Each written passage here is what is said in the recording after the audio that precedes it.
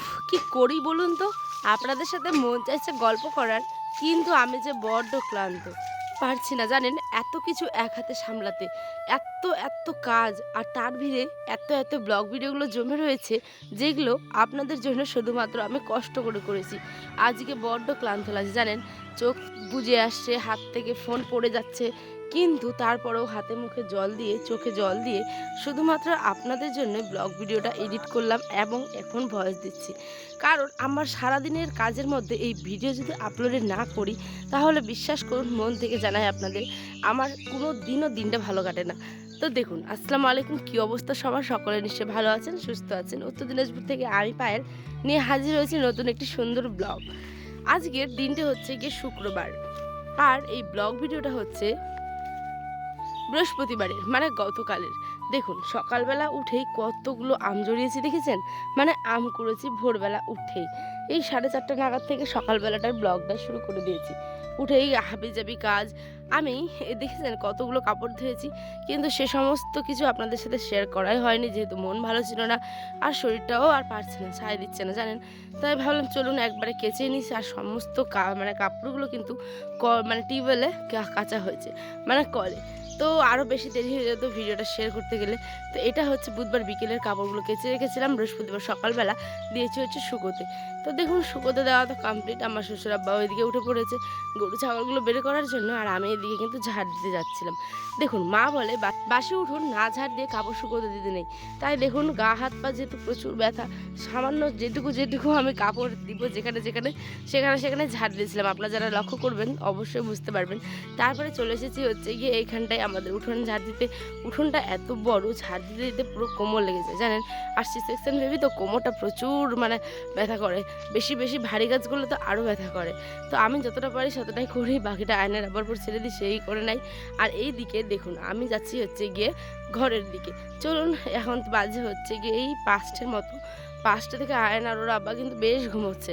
আর আমি সকালবেলা আজ ঘুম ভেঙে গেছে শুধুমাত্র কে ব্লগ ভিডিওটা এডিট করব বলে, কিন্তু সকালে কোন করতে পেরেছি, একটার পর একটা কাজ চলেই আসছে আর করতেই আছি। আর এখানে আমি ফ্রিতে এখন মোরগের ডাকও শুনছি আর আপনাদেরও শোনাচ্ছি। আচ্ছা, কেমন লাগছে বলুন তো? বেশ ভালো লাগছে না? আজ ওয়েদারটা একদম ভীষণ অন্যরকম, ভ্যাপসা গরম, আর তার সাথে কেমন জানি যেরকম হয় না জীবনের, যেরকম ঝড় আসার আগে বা কি বলবো, উপরওয়ালা যেরকম দেয়, ঝড় বৃষ্টি হওয়ার আগে একটা নিশ্চুপ একটা মানে স্তব্ধ শান্ত একটা পরিবেশ, ঠিক তেমনটাই। আর এখানটায় দেখুন, কাজ করতে করতে ঠিক করে একটা আম পড়েছে, আর আমি আপনাদের দেখাচ্ছিলাম আমটা কত গাছ থেকে পাকা। মানে আমি তো সকালে কুড়িয়েছি, তারপরে এদিকে বাসন মাজতে এসে দেখি আবার আম পড়েছে। প্রচুর প্রচুর প্রচুর আম পড়েছে। যাদের যাদের আম খাওয়ার প্রয়োজন অবশ্যই আমায় কমেন্টে জানাবেন, আর নইলে আমাদের বাড়ি চলে আসবেন, ঠিক আছে? তো ঠিক আছে, চলুন এবার বাকি কথাটা সেরে নিই। এখানে আয়নের আব্বা, তারপরে আয়ান উঠেও পড়েছিল কিছুক্ষণ পরে। উঠে ওরা বাপ বেটা মিলে খেলা করছে। সকালবেলাটা চেষ্টা করে আয়ানকে ওর আব্বা খেলাধুলো করানোর, ঠিক আছে? তো যেহেতু সারাদিন বাড়িতে থাকে না, সকালবেলা রাত্রিবেলা একটু সময় তো বাবাকে পায়, তাই না? তো ওই যে বললাম উঠোন ঝাড় দেওয়া নিয়ে, তো এটা কারা কারা বিশ্বাস করেন অবশ্যই কিন্তু কমেন্টে জানাবেন। এটা কি কোনো কুসংস্কার না সত্যি কথা? অবশ্যই কিন্তু জানা থাকলে জানাবেন আমাকে। এইখানে আমাদের মেজা দাঁড়িয়ে আছে হাত মুখ ধোয়ার জন্য, আর আমি এখানে টিউবওয়েলে তাড়াহুড়ো করে কাজ করছি, আর দেখছি হচ্ছে আমার ঘরের দরজাটা খুলে এসেছি। খুলে চলে এসেছি। এবার ছাগল ঢুকে এলে তো সমস্ত কিছু খেয়ে নেবে, তাই দৌড়ে চলে গেলাম হচ্ছে গিয়ে ছাগলটাকে পিটানোর জন্য, আর বাকি কতগুলো রেখে আসলাম। একটা কাজ করছি আর বারবার দৌড়চ্ছি জানেন, কারণ হচ্ছে যে আমগুলো যে পড়ছে তাড়াহুড়ো করে কুড়িয়ে নিচ্ছে, আর আম কুড়োনো নিয়ে আমাদের বাড়িতে কম্পিটিশন কিন্তু লেগেই থাকে। ওই বলে আমি আগে, সে বলে আমি আগে।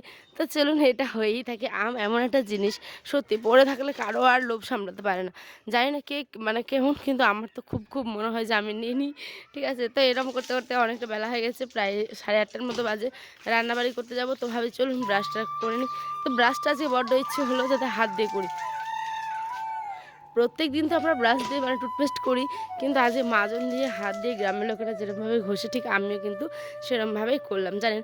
তারপরে আজকে আমি শুরু করতে চলেছি প্রথম মানে ডায়েট আর কি বলতে পারেন। জানি না কতদূর চালাবো, কিন্তু আজকে খুব ইচ্ছে হচ্ছিলো সেই ডায়েটটা শুরু করি। সেই যে বিয়ের আগে করতাম, মা হওয়ার পর কেন একটা মেয়ের জীবন পরিবর্তন হয়ে যায় বলুন তো? সত্যি আগের থেকে কতটা মোটা হয়েছে নিজেকে দেখি আর ভাবি, সেই আমি আর আমি আজকের আমির মধ্যে কতটা পার্থক্য।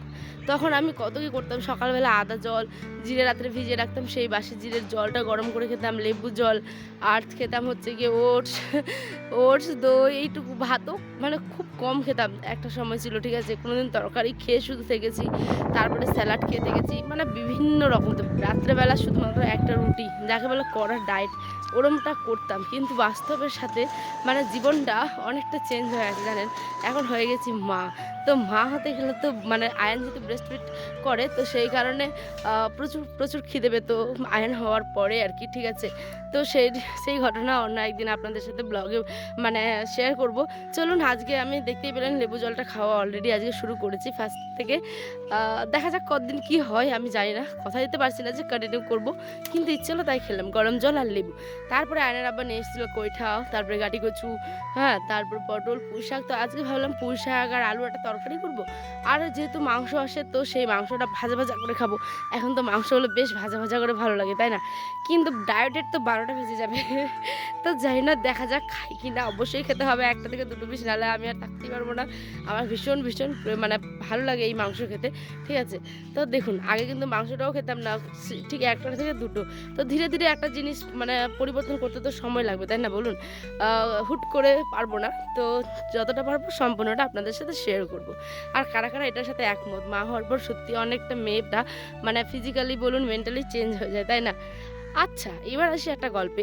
এই যে ঘর কে এরম করে মুছে বলুন তো? যখন আমার তাড়াহুড়ো থাকে তখন আমি জগের মধ্যে দিয়ে এরমভাবে জল ফেলে দিই ঘরের মধ্যে, আর ফিনাইলটাকেও ফেলে দিই। তারপরে ওটাকে ভালো করে এই যে দেখছেন মুছে নিচ্ছি। আবার তাড়াহুড়োর সময় এরম করেই কিন্তু মুছে ফেলি। আর যখন সময় থাকে তখন বালতিতে জল নিয়ে মুছি। তো কেমন লাগলো পদ্ধতিটা অবশ্যই কমেন্টে জানাবেন। আজ আসি, দেখা হবে অন্য একটি ব্লগে। বন্ধুরা ভালো থাকবেন, সুস্থ থাকবেন।